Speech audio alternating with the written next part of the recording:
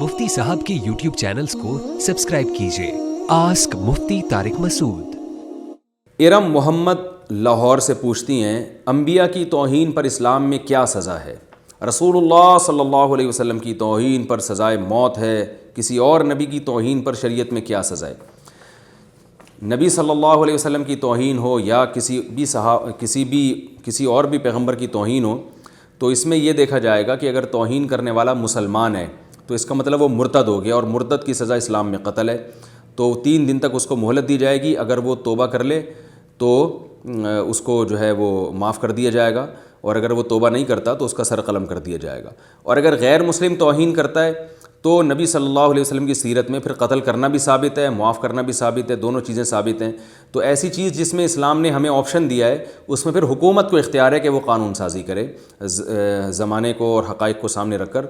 तो हुकूमत को ये भी इख्तियार है कि तौहीन रिसालत, चाहे वो नबी सल्लल्लाहु अलैहि वसल्लम की तौहीन हो या किसी और पैगम्बर की, उसकी तौहीन पर हुकूमत को ये इख्तियार है कि वो कत्ल भी सज़ा रख सकती है, ताज़ीब भी रख सकती है। तो ये सारी चीज़ें मुफ़व्वज़ इलल हुक्काम हैं, यानी हुक्काम की तरफ हैं।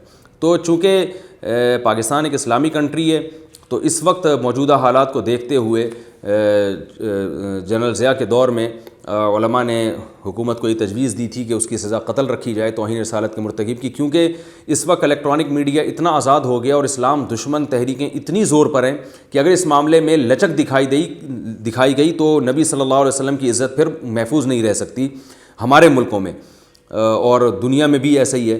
तो इसलिए आप सल्लल्लाहु अलैहि वसल्लम की नामूस की हिफाजत के लिए फिर ये कानून बनाया गया कि इसकी बहुत सख्त सज़ा रखी जाए, वरना इसको कंट्रोल करना मुमकिन नहीं होगा। तो वो सज़ा ये तजवीज़ की गई कि आप सल्लल्लाहु अलैहि वसल्लम की तौहीन के मुर्तकिब को कत्ल किया जाए, और अल्हम्दुलिल्लाह ये कानून पास हुआ और ताहाल बाकी है, और यही कानून इस ज़माने के लिहाज से बिल्कुल ठीक है। तो जब हुकूमत किसी भी कानून का हिस्सा बना देती है और शरीयत ने उसकी इजाज़त भी दी हो, तो शरीयत उसके अगेंस्ट ना हो, तो वो फिर शरअन भी उसकी पाबंदी लाजिम होती है। तो इसलिए हम ये कह सकते हैं कि हुकूमत के कानून पास होने के बाद फिर शरअन उसकी सज़ा अब कत्ल ही है, और तौहीन रिसालत के मुर्तकिब को बहरहाल कत्ल किया जाएगा। बाकी अंबिया के बारे में भी है और नबी सल्लल्लाहु अलैहि वसल्लम के बारे में भी। तो हुकूमत जो सज़ा बना दे वो सज़ा फिर नाफिज हो जाती है। अलबत्ता ये ज़रूरी है कि तौहीन रिसालत में चंद चीज़ें देखनी पड़ेंगी कि तौहीन वाज़ेह लफ्ज़ों में हो, गोल मोल लफ्ज़ों में ना हो, और जिसने तौहीन की है तो उसको भी देखा जाएगा कि अगर वाज़ेह क़राइन से पता चलता है कि इसकी नीयत तौहीन की नहीं थी बल्कि इसकी ज़बान लुढ़खड़ाई है, नीयत तौहीन की नहीं थी, तो भी कत्ल नहीं किया जाएगा, क्योंकि कत्ल की सज़ा इस्लाम में बहुत सख्त है। और जो भी सख्त सज़ाएँ होती हैं इस्लाम में शुबहात से साक़ित हो जाती हैं, यानी उसमें जब तक 100% जुर्म का यकीन ना हो और उसमें ज़र्रा बराबर भी तरद्दुद ना हो, तो उस वक्त तक सज़ा देने अदालत के लिए जायज़ नहीं होता कि वो सज़ा दे। तो इसलिए ये बहरहाल ये बात जहन में रहना ज़रूरी है कि तौहीन वाज़ेह लफ्ज़ों में हो। नंबर 2, तौहीन करने वाले क़राइन से पता चल रहा हो कि इसकी नीयत तौहीन ही की थी।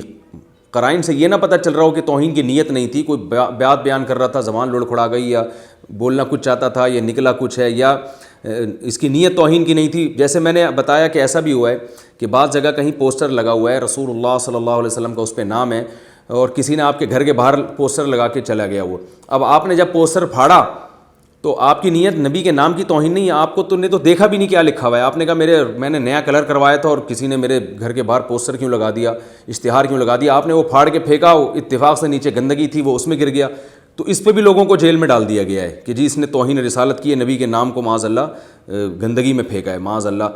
कोई मुसलमान ये जुर्रत नहीं कर सकता। अब ये नहीं देखा, इसमें ये भी तो देखा जाएगा कि ये इसकी नीयत थी या नहीं थी, और ये कर क्या रहा था और हुआ क्या है। तो ये तमाम चीज़ें अदालत के ज़िम्मे हैं कि उन तमाम चीज़ों को मद्देनज़र रख कर वो फिर कत्ल की जो है वो सज़ा दे।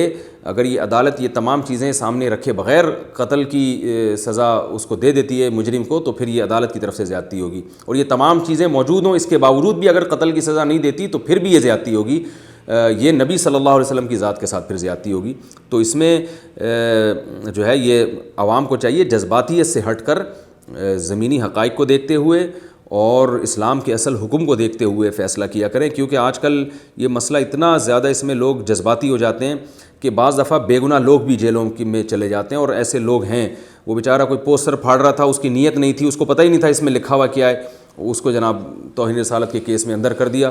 پھر لوگ اتنے جذباتی ہو جاتے ہیں کہ جب تھانے جاتے ہیں نا، لوگوں کا ایک 10-15 لوگ چلے گئے تھانے کے، اس نے توہین کی ہے، تو ایس ایچ او بھی وہ بھی تفتیش کرنا اس کے لیے بھی مشکل ہوتا ہے، کیونکہ اگر وہ ایف آئی آر نہ کاٹے تو اس کے خلاف پھر لوگ اس کو مار پیٹ کا خطرہ ہوتا ہے۔ تو جذباتیت سے ہٹ کرنا ہمیں گراؤنڈ ریئلٹی کو سامنے رکھ کر اور شریعت کے اصل حکم کو سامنے رکھ کر ٹھنڈے مزاج سے فیصلہ کرنا چاہیے۔